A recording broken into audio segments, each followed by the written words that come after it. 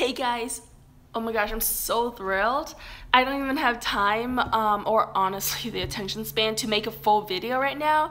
I'm just really happy and wanted to share the news that I finally finished making my very first skirt.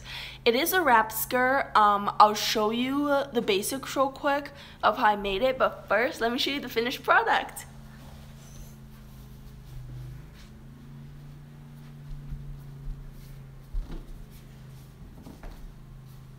There are actually two sizes. If you can see here, there are two buttons right here. I don't know if you can see there are two snaps, so it can actually be longer or shorter. Now I made these using 3 trapezoids. Oops, sorry about that. I made these using 3 trapezoids. Let me get my pattern piece real quick.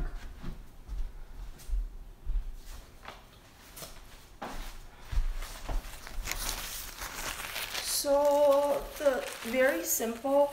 I literally measured my waist, divided by 2, and then multiplied that by 1.5 to basically, I didn't account for the seam allowance or anything like that. I knew it was going to be slightly less than a full overlap because I only had I had a limited amount of fabric. So anyway, I literally did trapezoids.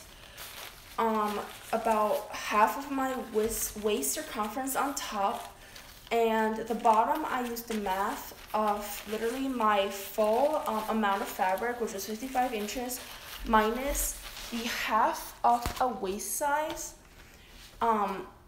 divided by 2. The result of the full length of the fabric minus the amount you have to reserve for your waist divided by 2. In the end, I actually ended up sort of cutting it, so the measurement, the quote-unquote waist measurement was a little smaller. So I got 3 trapezoids about this shape. I laid it, obviously, like that on the cutting mat, and I cut them out, and then I actually chopped off the top of the trapezoid so that I would actually have a slightly larger waist. This did give me a shorter skirt, but it really maximized the amount I could actually use of my fabric, because otherwise I would have had a really short skirt. And actually the main reason I did the dress with the 3 trapezoid panels rather than doing darts or any curves on the seams, which I did a little bit of a darting, but I don't know if you can see I have 2 darts on the back. But the main reason was I had such a limited amount of fabric that I had to figure out how to maximize it. Now, thankfully, this fabric, while it is semi-directional because it is slightly stretchy denim, I was able to, there's no like single direction. It's not unidirectional. It's, I guess, bi-directional or whatever. Please let me know in the comments if you know the correct term for this. But basically, so long as I kept the pattern up and down, the stretch would be fine. And because this is denim, it would wear okay. As you can tell, I didn't even bother cutting trapezoids of the 2 side pieces. I literally just went, okay, this is the fabric I have, fold it over, hem it. No one's gonna see this bottom part. This top part is a little bit, it's not like a full trapezoid, but honestly, I like the look of this. So yeah, for the hem, I used bias tape, and then I sewed through it so that this is actually, I don't know if you can see, this stitch going through the front, first of all, matching thread and all that, but I actually used a zigzag on for my sewing machine.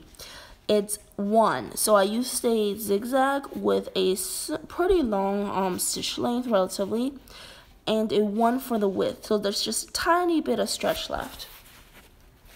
I had to do that because this is a stretch denim, and honestly, in case I sew too tight or whatever, and unfortunately, as I was sewing, sometimes the stitches caught the inside denim, and sometimes they only sewed on the bias tape. So I was really lucky that I accounted for that, because there's some areas where it definitely would have been very obviously, uneven if I hadn't accounted for an extra stitch. I did set my tension to what was it, 2.5, so slightly less than what you might do with a traditional straight stitch, but of course this is such thick material.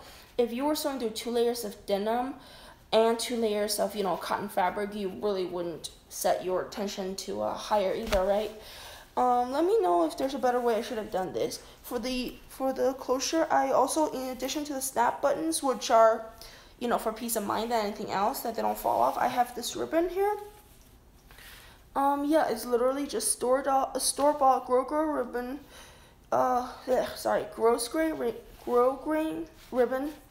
I didn't even bother ironing it because I was afraid I'd melt it. Instead, I did seal the tips in with a candle flame, and it is 3/8 inch in case anyone was asking. I sewed it to the inside of here, sewed it to the side of here. I didn't even bother sewing in while I was doing the seam. I just sewed it on afterwards because, yeah. The inside here is actually another ribbon. I just wanted to make sure that the waist did not pull and break stitches because, again, this is slightly stretchy denim. Anyway, I hope you enjoyed this video. I'm sorry for how much of a mess this whole thing is. I was just so excited. I'm like, I gotta get this out there. So thanks again, guys, and please let me know how you think I can do this better. My next project's actually going to be, well, another skirt. I've already cut out the pattern for a half circle skirt. Right now I'm just trying to decide out how to do the waistband because I'm a little short on fabric and I gotta find a way to hide the zipper. My idea right now is to have it you know, based and then sew the zipper on, but leave a little zipper on the top to hand stitch onto a slightly oversized waistband flap where it would actually basically close over the zipper metal bit. I don't know. Unfortunately, again, I'm just a little short on the fabric for the waistband. The problem, honestly, is the fabric is slightly elastic. It's cotton, but the fabric I had left, the only part that's big enough to make a waistband is the direction that's slightly stretchy. If you've worked with a lot of cotton, you know that some of them, they might be slightly stretchy in one direction, depending on like the what is it, the weft or whatever. I'm not explaining this well. Anyway, I hope you enjoyed this, and yeah, please give me some tips and whatnot on how to sew clothes, because honestly, I'm really excited. It's like my new favorite hobby right now. So yeah, I also finished a 2-inch elastic waisted pleated skirt, which I might show you guys later. But this wrap dress was really the first thing where I sewed more than a tube. Basically, I finished skirts before that were literally tube, I had elastic. This is the first real skirt I've sewn that wasn't made from a single tube. And if you sew skirts, then you know that using a tube to make skirts, depending on how big your hip to waist ratio is, the gathers are quite obvious.